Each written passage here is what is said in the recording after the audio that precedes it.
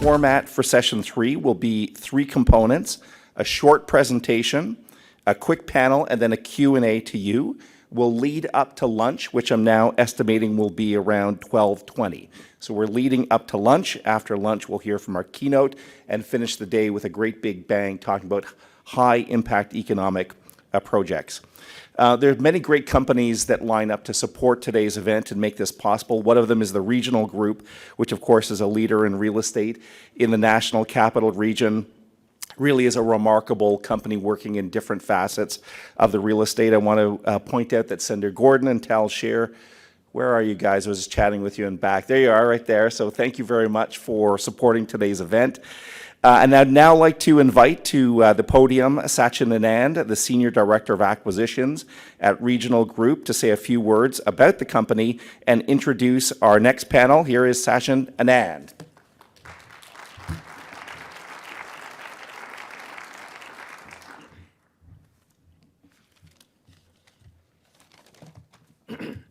Thank you, Michael. Hello, and thank you for having me here today at the City Building Summit. As Michael mentioned, my name is Sachin Anand, and I am the Senior Director of Acquisitions at Regional Group. Regional Group is a private, family-owned, vertically integrated real estate investment, development, and management firm focused in and around the Greater Ottawa and Gatineau region. Established in 1958, 65 years and into its third generation at the helm, Regional Group has grown into one of the most recognized and respected real estate platforms with over 250 employees, and an extensive network of public and private sector relationships. We have a gross development pipeline of over $5 billion in projects in various stages of development across Ontario, Quebec, including commercial, residential, and mixed use.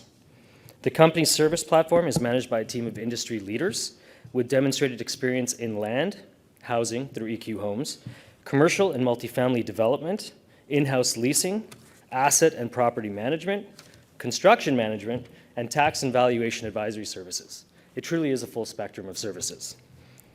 Regional's home building division, EQ Homes, consistently creates visionary, award-winning communities which lead the way in home innovation and sustainable living initiatives.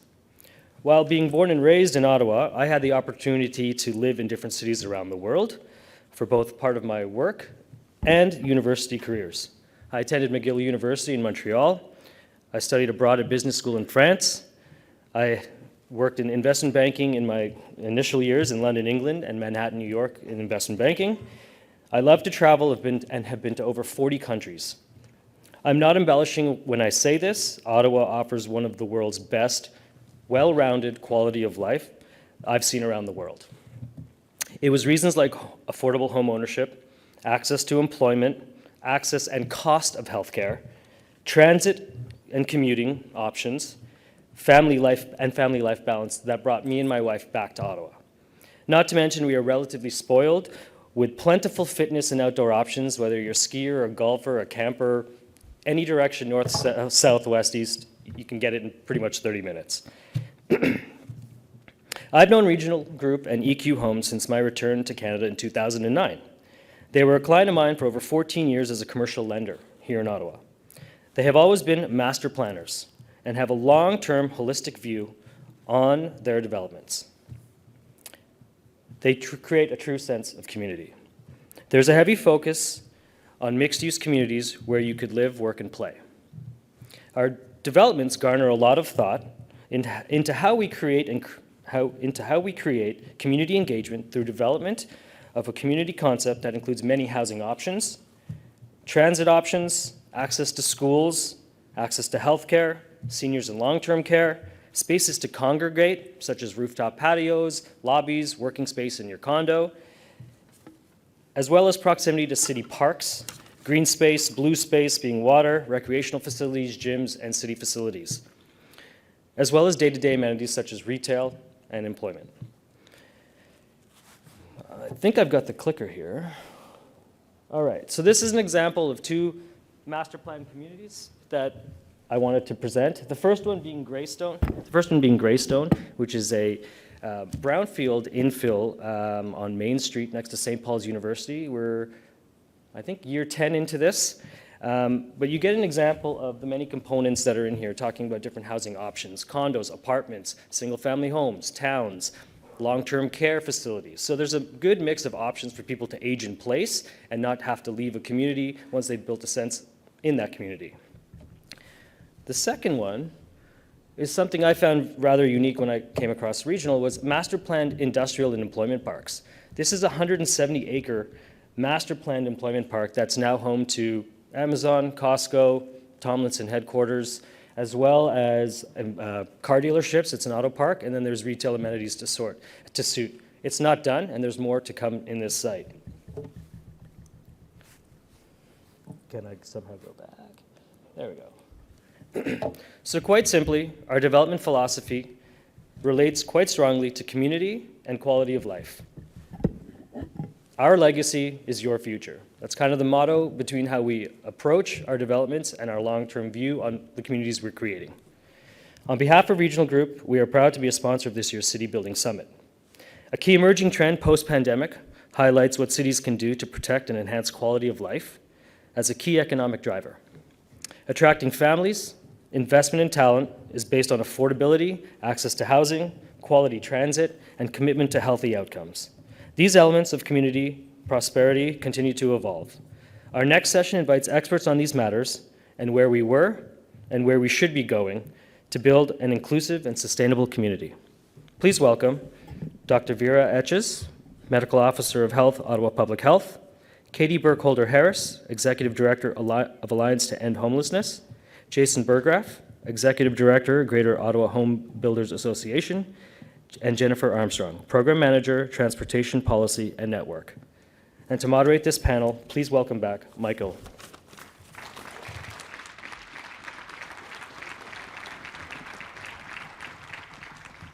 All right, welcome to our panelists. And Jason, I'm going to pull you right up to the podium here. Is that where you'd like to present from? Yes? Okay, so here is Jason Burgraff. That was quick. All right. You have a few slides. So yeah, I'm just going to kick right into it. I don't expect you to see this graphic all that well. What it does lay out, though, is kind of the segments when we talk about a housing continuum. And Katie knows this very well. We know we go from emergency shelters to transitional housing to supportive housing to affordable housing to market housing. The reason why I like this particular graphic is other ones that do sort of the same sort of thing between on the housing continuum separate out rental and home ownership. And it makes it always look, because the way they sequence it, it always makes it look like rental is lesser than home ownership. And for various reasons, which will become apparent as I go through this, there's going to be a lot of talk about rental supply today, or at least from me. So I like this setup because it shows that that should be on an equal footing. And very often when we talk, and even when people talk to me, and so a home builders association, they ask, oh, just low-rise homes. I'm like, no, like an apartment is a home. Like people live there, people sleep there. And we often, I want to try to change part of that conversation of the rental being, a legitimate home that we present. And I think that's important for the city moving forward overall. So I often talk about housing supply and the housing deficit, and I get asked, well, what are the real numbers? So Will Dunning, who is a housing economist located in here, I think, actually, went back, looked at our population, our household demographics from 2006 to 2021. And what he said was, overall, we should have built 24,000 more homes than what we did over that 15-year period. I've given out the breakout of ground-oriented homes and higher homes. He actually said there was actually a bit of a surplus demographic-wise on your mid-density stuff. But overall, I think it's really important to say, what's the state of housing right now? We all know that we don't have enough housing. Here is, an actual graphic or an actual, statistics that show what the hard numbers are, and really even 2 years ago what the hard numbers were. So when we're talking about housing supply, we're really starting off on the wrong foot. We've got to catch up a lot on what the housing supply really is there. And it's critical to understand the deficit has been building up over a long amount of time. It's going to take quite an effort to get that, to fulfill that, and fill not only the stuff that's coming in the future, but of course the stuff that we have now. So I talked about rental, and so I want to really focus on that for a moment. And as part of Will's work, he showed, okay, we've built 25,000 new high-density units in the city, but in fact, we should have built 31,000. So it really, again, shows Ottawa's kind of always has a small town mentality, a low-rise mentality, but in fact, it's kind of not, if we want to provide a sufficient amount of housing that we need for our population, it's not where we need to be. And I'm going to elaborate a bit more to the future as I see that going forward. But Will also feels that we need to move, about 25% more housing on the high-density tower side. So why am I talking about supply and quality of life? And the reality is, every segment on my first panel on affordable housing, transitional, rental and home ownership, every single one of those segments has a deficit of supply. And when you have a deficit in any of the segments, the ability to move up and down the continuum, the ability to move to different housing, to move to different parts of the city to chase a job, what have you, everyone becomes stuck. So, even in my own, I live in Orleans. I have a 92-year-old neighbor. She is stuck in her single-family home. She can't leave that home and buy something else because of the high cost of housing. Which many of our retirees, many of our empty nesters, people around that sort of age, am I on the right slide? Yeah. So, many of those people are really, stuck in the housing that they have. So, Mike Moffat, who's going to speak later on, often kind of talks about, hey, if we want to talk about housing for young families and especially for growing families, we should really think about the supply of senior housing. And the ideal of having housing that you might not be able to age in your home, but maybe stay age in your neighborhood instead. And the opportunities that will be there for that that's what we really need to kind of push to in order to free up those single-family homes for the families that need them overall. I can't quite see my rest of it. I think I've pretty much kind of covered the items there. As Katie will probably go into a bit more of the idea of inadequate and unaffordable on the supply side of things. That's kind of the tip when we think about inefficiency there's not enough supply of housing on the lower end scale, on the affordable and what have you. We tend to kind of think of it like that, but in fact we're all kind of getting there. If you're thinking about selling your home, unless you're going to move out into other areas, you're really looking at you're not looking at any windfall for a nest egg for your retirement moving forward. I'd be remiss if I didn't talk about a little bit about economic development, making my play to be on a second panel maybe next year. 40,000 jobs, 2.5 million in wages, 5 million in economic activity. Really a key consideration, and you saw this in the Board of Trade's municipal campaign of how important housing supply is to attract and retain talent. People come to Ottawa because of the high quality of life that we have here, but it is very much a factor of our housing supply, of whether that quality of life is there or how much that quality of life costs. And so more and more as the prices go up and we have more demand for housing that we don't have, that opportunity of quality of life in Ottawa becomes a less opportunity for more and more people. I was very lucky that last week, the CMHC Housing Supply Report came out, and this is where I'm going to really tie back into rental. If CMHC supply support for Ottawa, 11,000 new housing starts last year. We talk about can we achieve 15,000 for those who know that the municipal housing pledge. You know what, we've grown, we've done 10,000 thereabouts, depending on where you draw the CMA boundaries over the past number of years. You know what, we're starting to do that climb. I really think it is achievable to hit that 15,000 mark. The real thing and reason why I've been kind of focused on rental in this talk so far is this is the first time in over 20 years, I'm interrupting myself, but I will give credit to David Salvi. If he's in the room, I stole all these highlights of this summary report from him, from his OBJ article. So please read those articles if you're not already. But first time in 20 odd years that high-density housing, apartments, condos, has outsupplied single-family homes, which is a great critical mass to see. I hope that we start, seeing if we're going to provide a sufficient amount of housing moving forward for our population, we're going to have to actually see more of that. And there's, I think, when you look at what is the future of housing, what is it going to actually look like? How is it going to affect the city? What is the city going to look like in terms of the housing supply?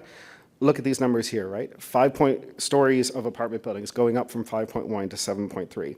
10% of projects going up more than 20 stories or more, and then 25% contained more than 100 units, up from 2.8, so double the amount of buildings that had 100 units more.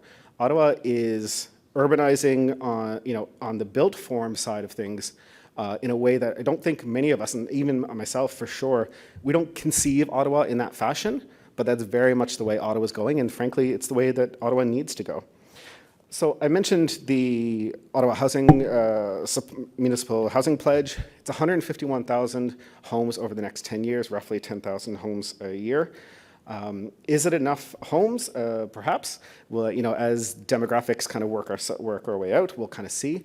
Ottawa's OP was built on 400,000 homes. Updated forecast from the ministry is 130,000 homes.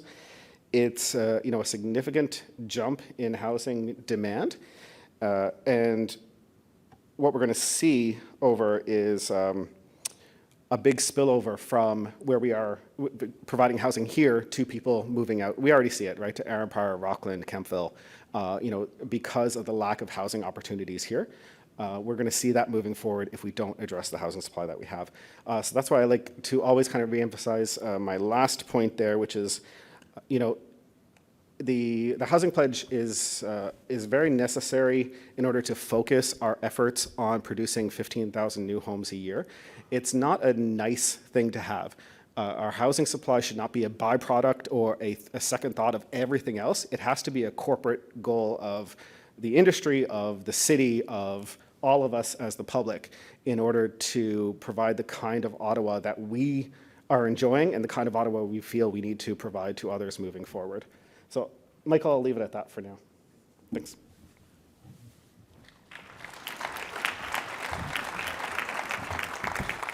Thank you, Jay. That was Jason from the Greater Ottawa Home Builders Association. Next up, we talked about homes. Now let's talk about people without homes. Next up is Katie Burkholder-Harris. Here you go, Katie. Podium's yours.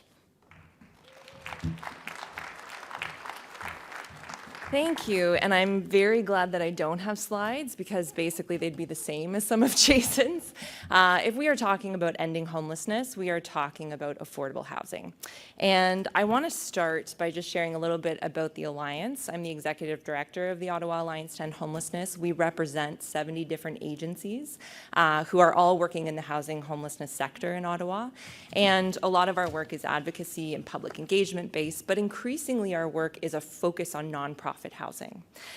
So a key thing to know that I think sometimes we don't all hear or know about from the past, but homelessness is not inevitable and it has not always existed. It's a relatively new phenomenon brought about largely because we stopped building new, affordable, nonprofit housing. Prior to the 1980s, Canada was building about 20,000 units every single year of purpose-built nonprofit rental. But by 1993, the federal government stopped investing in that entirely. While there are many factors that contribute to homelessness, there really is only one single thing that all people who experience homelessness have in common, and that is the lack of a home. While mental illness, trauma, and other challenges can certainly play a role, it's critical to remember that these issues have always existed, but homelessness has not. In Ottawa, almost 7,000 people stay in emergency shelters every single year. This includes 1,100 families who are staying in motels, which is costing us $3,300 a month per family.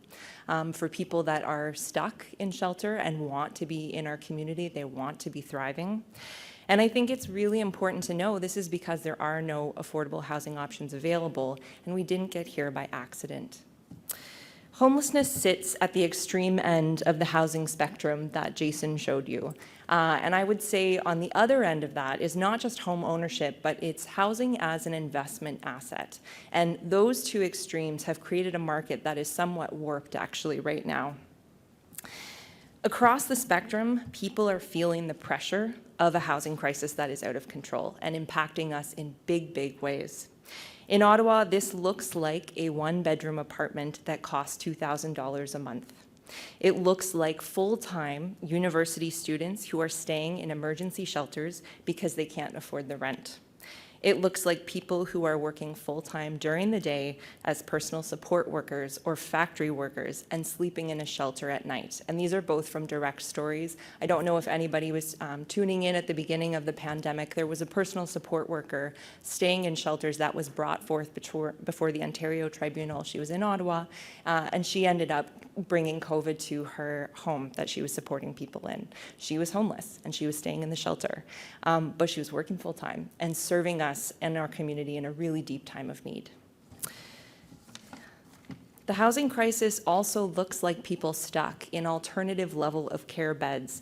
This costs $30,000 a month per person, and it's because there are no affordable options to go to. And as Jason said, it looks like people who can't downsize in their own neighborhoods because there are simply no affordable options. We've heard that theme a number of times today. The housing crisis also looks like businesses who cannot hire staff because people cannot afford to live in this city. And we've heard this a lot today. It looks like young families who are critical to our city's social and economic growth leaving Ottawa for places with more affordable housing. I don't know how aware folks are about Ontario's out-migration last year. It was the highest it's ever been. A lot of people are leaving because housing is less expensive in other communities. Alberta is poaching our talent. In 2020, economist Sam Bowman wrote an article titled "The Housing Theory of Everything." In it, he cites slow economic growth, poor health, financial instability, income inequality, and even our slowing birth rates, all stemming in some way from a lack of affordable housing. He describes how fixing this one big thing, the housing crisis, can actually fix a whole lot of other seemingly unrelated challenges. In other words, there are no silver bullets to solving our big collective challenges, but affordable housing is about as close as we're going to get. I would go a step further and assert that nonprofit housing must play a larger role if we want to ensure that everyone in our community has a home. For the last 50 years, we've relied predominantly on the private market to resolve the housing crisis. Given the depth of need that we see across the housing spectrum, it's clear that the private market can't resolve this crisis alone, and frankly, we should stop expecting it to. In order to make our city affordable, the smartest investments that we can make with public dollars is in nonprofit housing. It simply means that housing is set apart from the private market. There's no profit motive. It's just about providing a home. Rental costs are tied to income rather than average market rent, ensuring that a household only pays 30% of that income on rent. And while market rents continue to escalate based on what the market can bear, nonprofit housing providers provide affordable stock in perpetuity. This is not about an either or, this is a both and. We need the private sector market, we need the nonprofit market, and they can actually complement each other in a really effective way to meet deep housing need that the private market just can't meet because of the need for profit, understandably. Communities are reducing homelessness. So after I've given you all the bad news, I have some good news. We are actually seeing reductions in homelessness across the country and across the world. Medicine Hat has effectively ended homelessness. Waterloo has virtually eliminated chronic family homelessness. London, Ontario has ended chronic veterans homelessness. And Edmonton, almost the same size as Ottawa, but a little bit larger, has reduced homelessness by 50%. Each of these communities has taken a systems-based approach. Rather than responding to homelessness on a program-by-program basis, they focus on the ecosystem. They have focused on data-driven coordination as critical steps to reducing homelessness. But the gold standard for addressing the housing and homelessness crisis is Finland. While other Western governments have decreased funding for affordable nonprofit housing, Finland has done the opposite. They doubled down on increasing nonprofit housing stock. Now, almost 40 years later, they have virtually eliminated homelessness altogether as a country. We can do this too. This is a moonshot, but it is possible. It requires doing things differently. We need a systems-based approach. We need data-driven service coordination and deep investment in nonprofit housing. Ottawa can be, and I think is, a world-class city, but where everyone can afford to live and thrive. Let's work together to get it done. Thanks.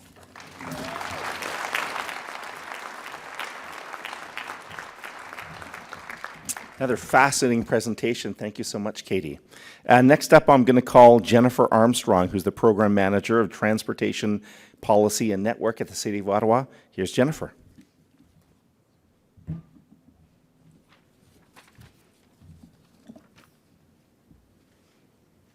Okay, excellent. You can't have a transportation planner without some maps to share. So I'm here today to bring a mobility perspective to the quality of life conversation. And I'll start, if I can move ahead here. Maybe not. Oh, there we go. Okay, so this is an image from a 1965 plan for Ottawa, and it shows downtown Ottawa. You can see it's got a fairly substantial freeway system that's expected between Laurier and Gloucester Street. And I think it really encapsulates how people thought about transportation in the past. This plan also did include rapid transit, but there was certainly a clear focus on cars. And that thinking, how do we build our cities to move cars, persisted for many, many years. And gradually, however, there's been a paradigm shift. And today the focus really isn't on moving cars, but how do we move people? So how do we move people who are biking, who are walking, who are taking transit, or who are driving? And given this paradigm shift, the city responded by starting to invest in active modes of transportation. In 2012, we received Ontario's first ever gold award from the Share the Road Cycling Coalition. And we've started to invest in the cycling network, and it's taken time, but the network is growing. It's getting more connected. And it's expected to become even more connected in the future as we continue to invest. And the interesting thing is that the more we have invested in active modes of transportation, people in the city have had the opportunity to try out these facilities, to use them. And now they're starting to ask for them in their own neighborhoods.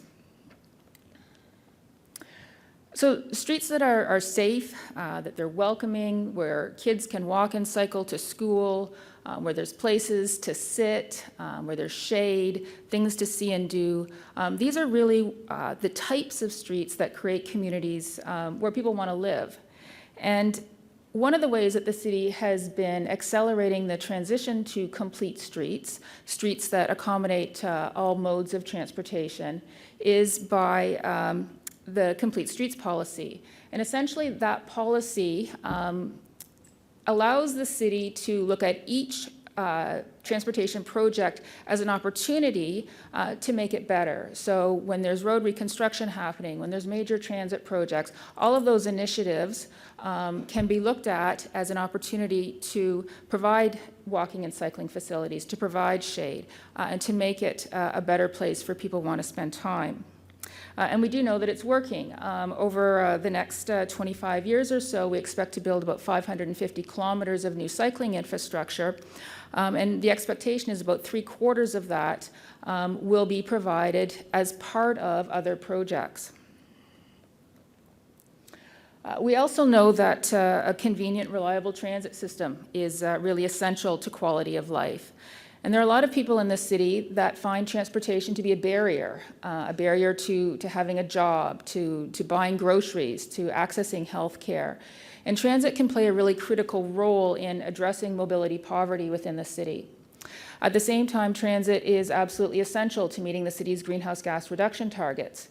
And it's a much more space-efficient mode of transportation, which means that it fits a lot better into our urban fabric than, say, that 17-lane freeway would have. And the reality is that we just don't have space within our urban area to build those very extensive road projects. And so transit needs to play that foundational role. Now, excuse me, We've already heard about the impact that the pandemic has had on ridership and some of the challenges facing transit in Ottawa today. But amidst all of the negative headlines, I think it's important to remember that Ottawa actually has one of the most successful transit systems in all of North America. Before the pandemic, Ottawa had about 20% of the trips that commuters make to work were made by transit, and that's just behind Toronto, Montreal, and Vancouver. And if you look at sustainable modes of transportation, so people who walk, cycle, bike, and carpool, Ottawa ranked second in all of Canada, behind only Toronto. We also know from our pre-pandemic data that people traveling from the suburbs to downtown Ottawa use transit, and in fact, over 50% of those trips are made by transit. And in communities like Orleans and Barrhaven, it's closer to 60% of people that use transit to come downtown to work.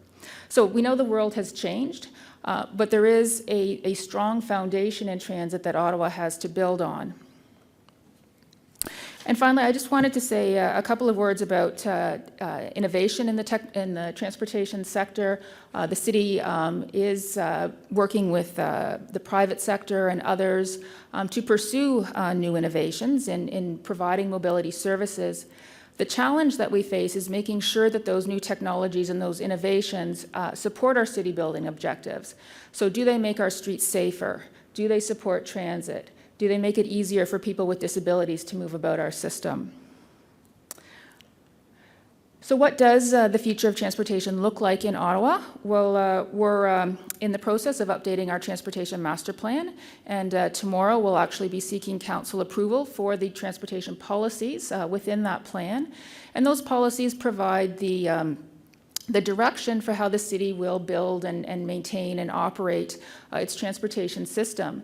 And the vision really calls for a healthy and an equitable transportation system.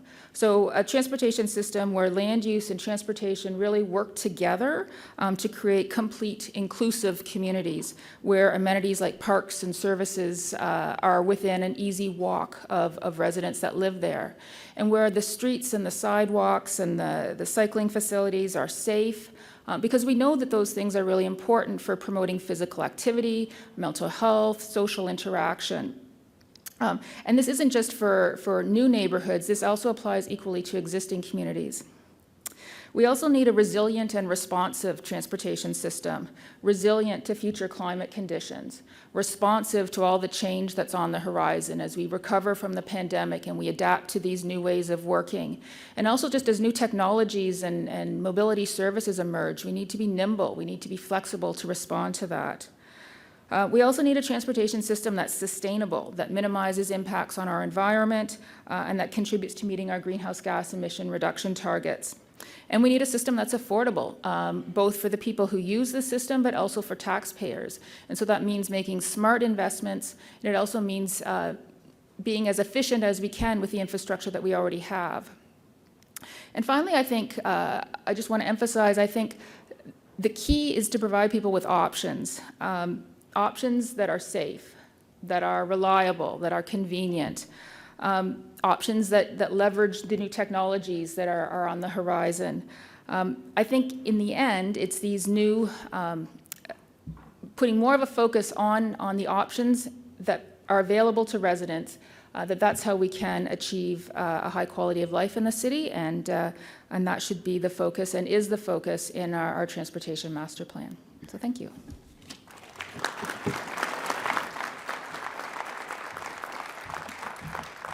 Thank you, Jennifer. Really appreciate that. And now we're going to talk health, and who better to talk about health than Dr. Vera Etches. Please welcome her now. Thank you. Yes, I almost feel like I could just say everyone else this morning has said all the important things. I think I'm a little bit here to validate that there is science behind much of what was said. So I'll speak about this a bit more. And I want to start where the mayor started, or ended. I guess he ended saying that economic growth drives the capacity to address our other priorities in the city. So he said, when we're prioritizing things across the city, we will always keep economic growth there as the essential driver.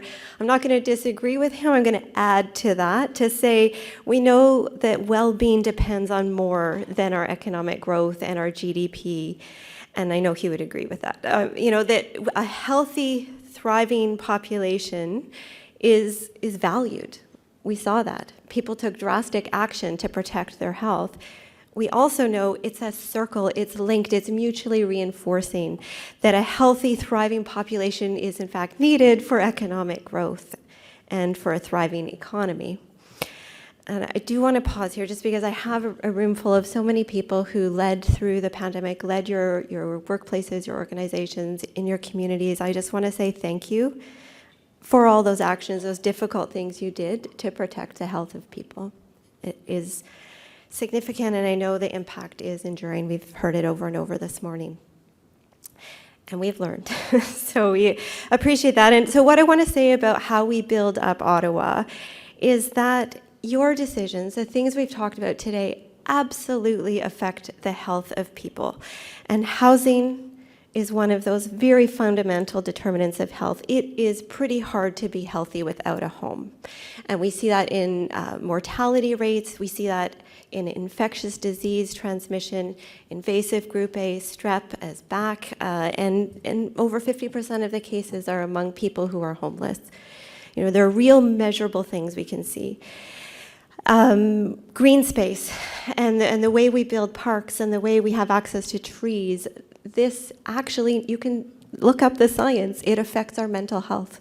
We do better when we have trees around us in terms of our mental well-being. The way we build our transportation systems and our neighborhoods to be complete, that makes the healthy choice, the easy choice, when you have the things you need to get to within a 10 to 15 minute walk.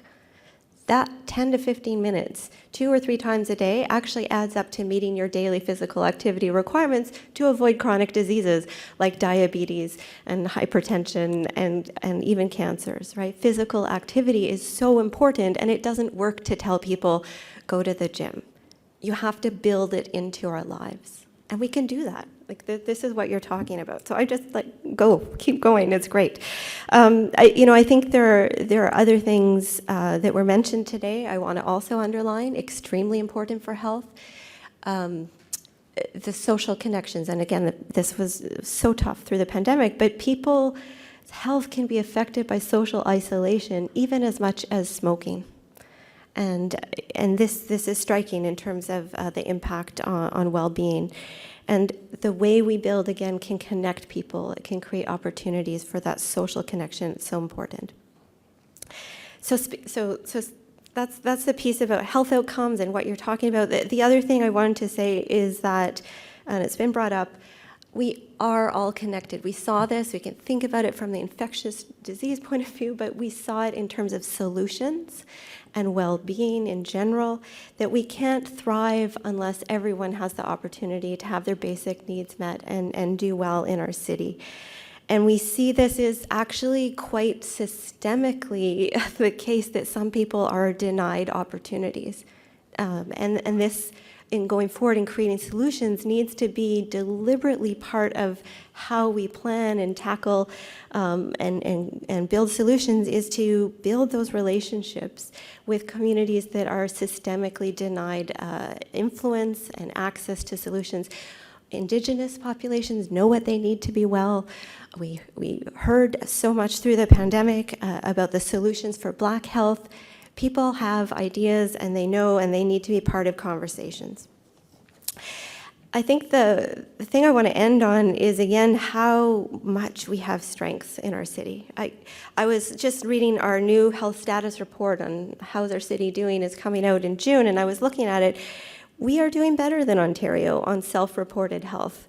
Actually, 67% of adults in Ottawa do meet their physical activity guidelines, compared to 55% in the rest of Ontario. That's a big difference. And part of it has to do with our environment, our natural environment, the investment in pathways and parks. But who doesn't have as much opportunity for physical activity is when we look at it across, it's people with lower incomes. And so I think it's specifically where we need to look at what are the opportunities for people with lower incomes. And as we build, investing in the public realm, in amenities that everyone can enjoy regardless of income, it helps everyone, but it also addresses some of those barriers. And so again, I just really appreciate those who spoke just before me on this panel. We do need public and private and nonprofit sector solutions. And what I want to be part of, I'm very excited about, is that if we set out common goals that go beyond just the profit, that go into what are our quality of life goals for the City of Ottawa. What do we want to achieve? Let's measure more than the number of houses built. Let's measure more, around, is Ottawa delivering the quality of life, the healthy outcomes, the thriving places that we need? And Ottawa Public Health, that's the organization I lead, Ottawa Public Health lead, is redoing our vision.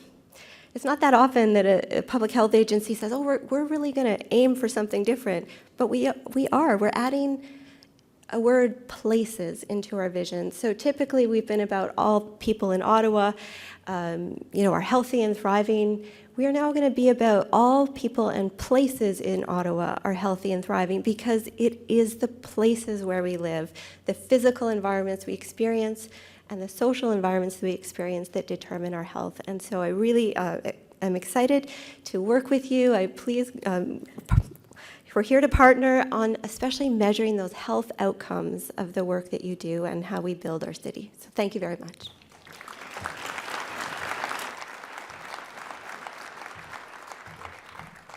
Thank you, Dr. Etches. Wonderful to hear from you again under less of a crisis. I think.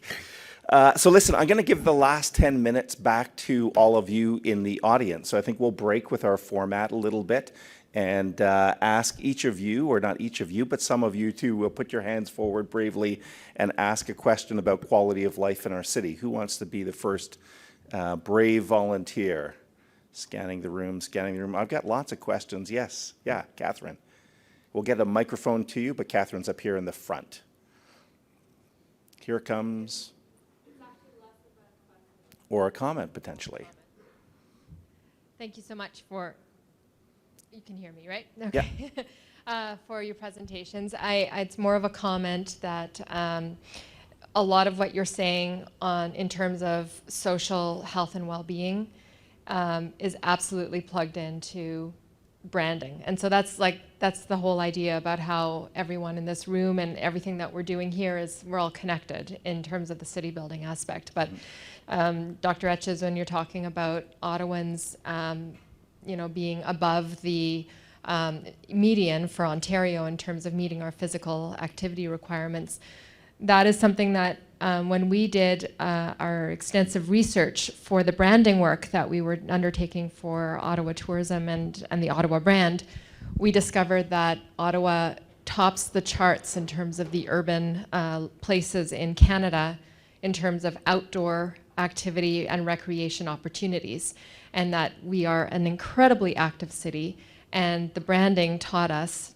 to think about the market of other active travelers and how that would intersect very well with the Ottawa brand, because we have the things to offer to them that they're looking for. So I just wanted to say that the brand, the economic pieces, it absolutely intersects with what you're talking about.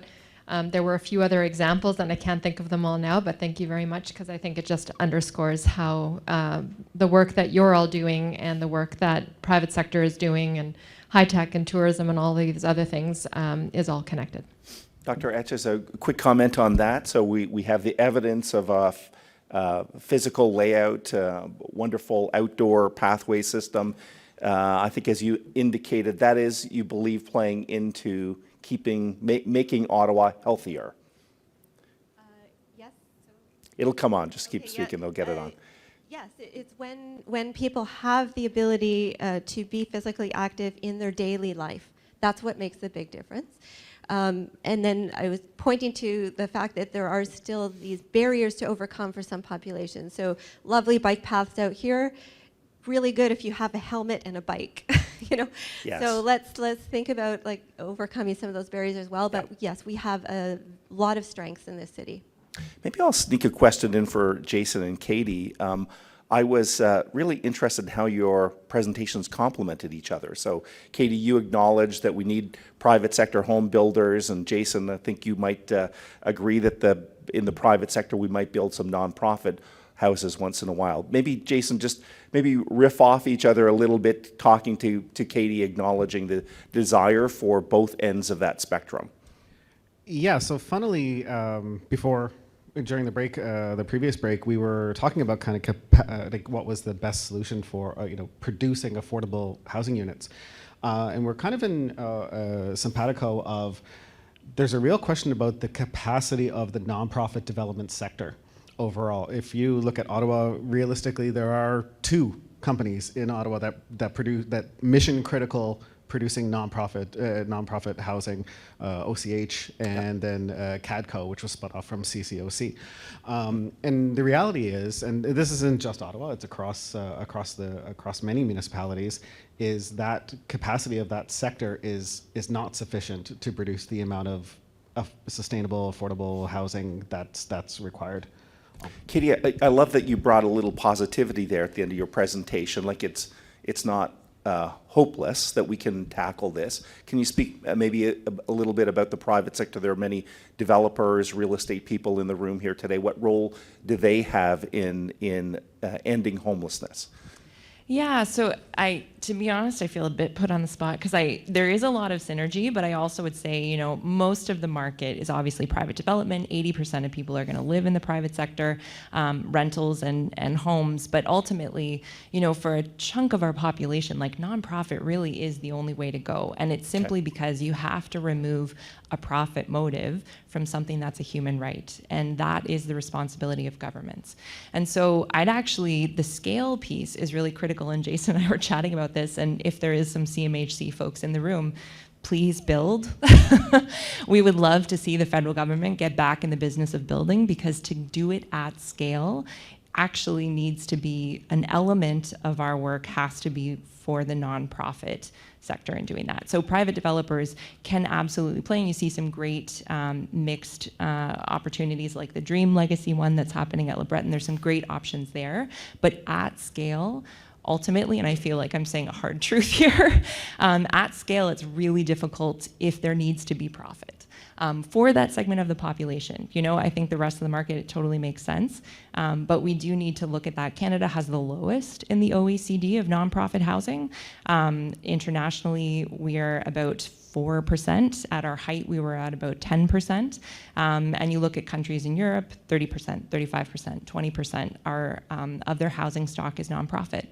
And so it creates balance in the market. And that's a really important piece to making sure that everybody can actually access housing.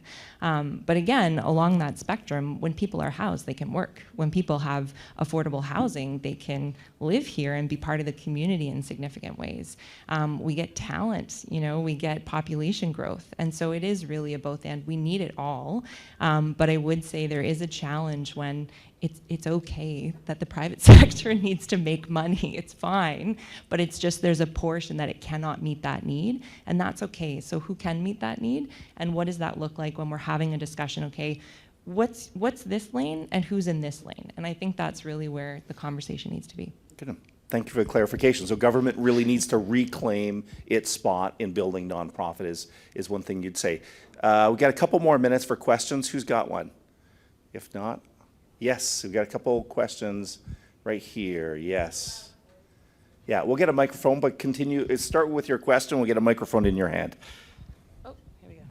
Hi, I'm Natalie. I proudly represent Vanier here at the table. Thank you to all of you for your leadership. My question is this. I hear a lot of things today that are really great ideas. And I myself have had great ideas and have worked with some of you on the stage to try and make them happen. But the translation of that idea into the practicality is what I find very challenging. So for example, let's build really great 15-minute neighborhoods. Well, that's great, but last year, Planning Committee at the City of Ottawa approved a building on Beechwood without ground floor commercial. You can't have a 15-minute neighborhood if there aren't services available. So I'm wondering if you know of best practices or cities that are thriving in translating that idea into the practicality, because the challenge in Ottawa is not just the municipal government or the provincial government or the federal government, but the fact that all of them play together and depend on each other, and all of them have plans, and they don't always speak to each other. And so what happens is that we get stuck in this great idea, not doable. So I'm wondering, I'm literally looking for solutions. Katie, you know, we'll be talking on Friday, but I really am looking for solutions. And anyone, Natalie specifically, Jason or Katie, who would you like to address that? Well, Dr. So it's clearly out of my area of expertise in terms of public health medicine, but I have been working with Inga Rosendahl, who's a health planner within Ottawa Public Health, and what I understand from her is that it does matter how the city's official plan is written and then translated into, see, am I getting this right? Translated into the community level plans, and even how each site plan is reviewed. So I'm going to stop there and pass it over to those who know more about that process. That was really good. Yeah. No, that was pretty Keep succinct. going, Jason. Keep it rolling, and we'll go back to Katie then. Or Jennifer. Yeah, that's okay. That's what this is about. Go ahead, Jennifer. So I would just add that I think from a transportation perspective, it's part of making sure we have the policies in place that support the directions, but then, the challenge is taking those policies and seeing them translated into projects. And that's the challenging part of it, but I think that's also where there's a lot of opportunities, because you've got all of these different opportunities that you can exploit. And so it's a matter of having that conversation, I think, with the different, at least again from the transportation perspective, talking with the people in the neighborhoods where those projects are located, really having a robust conversation to understand what the needs are, having a data-driven approach to what we're looking for. From a safety perspective, we're looking at collision statistics, and really taking the information that we're coming in from all of the engagement that we do from the data, and then applying that policy lens over top of it to really try and to make the reality happen, despite sometimes that disconnect that we can see. Yeah, good. Jason, you were going to address something. The Ottawa already has an official plan. It's been approved, right? It sets our aspirational goals and what have you. I could very much, Royce and Don in the room right now, in translating it from our aspirational goals to actually what's concrete and what the built form and everything else is the comprehensive zoning bylaw, which is what the city is now working on. There are out right now public consultations on the policies for the comprehensive zoning bylaw. Get out there, take a look at them. If you can't find them, call me and I will direct you to the right spot. Go look at them. Contribute to the city your ideas on what the zoning should allow, what it should do, what you want it to facilitate. Royce is laughing at me now, but it's a very important part of outlining what you want the zoning to achieve, and how you want to see the city look at the end of the day. And the zoning is the concrete policy that allows or does not allow that to happen at the end. And Katie, Dr. Vera. Also, I think it is important for communities to understand the decisions made in zoning affect health. And so to say what you want in terms of a city that supports your health. And so that is part of what we're trying to raise awareness of. Katie, we're going to give the final. Yeah, Katie, we'll give you the final word. Sure. So I think that ultimately it's really a pleasure to be in this room, because I hear a lot of innovation and I hear a lot of creativity and a lot of risk-taking willingness. Ottawa is known by our branding to be potentially less risk-taking. There is a reason that Alberta is leading the way in reducing homelessness, and that's because there's a willingness to kind of move forward, try, test, fail, try again. And I think that this is a room of leaders who actually are quite willing and are already doing that.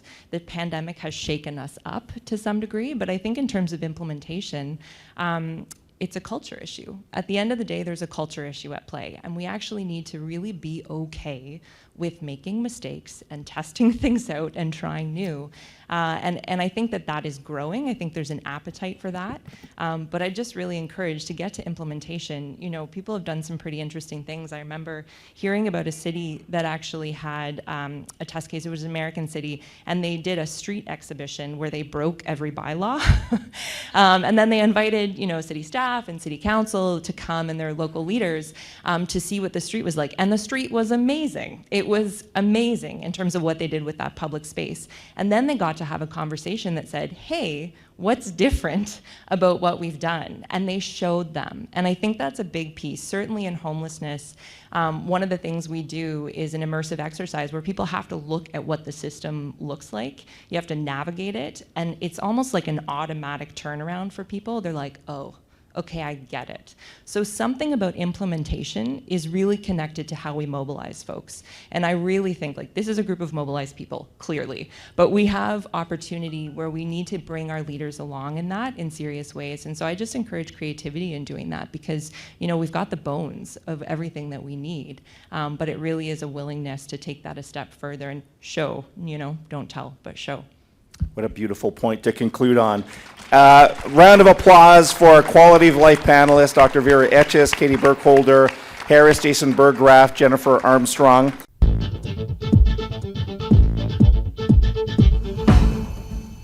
Today the topic is innovative infrastructure, which I think we can all agree we need to think of in all of the senses, whether it's social infrastructure, transportation and mobility infrastructure, civic, civil, energy, green, natural infrastructure. We are thinking about all of these, and they're all foundations of success for the Building LeBreton project, and I'll break that down a little bit. Having the same, oh, here we go. Okay, so just a quick tour through where we've been with the project and where we're going. Launched in March 2019, the Building LeBreton project aims to define and implement a renewed vision for a place of national and local pride at LeBreton Flats. So we created a bold but realistic vision to develop this area in a phased mixed-use development and ambitious parks and public realm. Since we reopened Lansdowne together in 2014, Lansdowne has recaptured its position as Ottawa's gathering place and the hub of sports and entertainment in our region. What attracted a couple of 100,000 people back before 2014 has now grown to over 4 million visitors annually coming to see our Red Blacks, our 67s, who sadly lost out of the playoffs last night, but did set a franchise, 55-year franchise record for points this year. Atletico Ottawa Soccer, the Ottawa Blackjacks basketball, as well as many other cultural and music events and international sports championships, including the awesome Men's World Curling Championship that happened in April and attracted over 80,000 visitors. Byron Market Public Rental Plan, as a recap, is a $130 million investment plan that City Council approved back in January 2021. It involves 10 hectares of publicly owned land in a neighborhood that we refer to as Byron Market, which is about 19 hectares. The plan's tenets are to modernize the tired infrastructure that really hasn't been rejuvenated since the 90s, to green the community, provide a sense of urgency for private sector development and investment, to diversify the microeconomy, and to improve the visitor experience and neighborhood identity.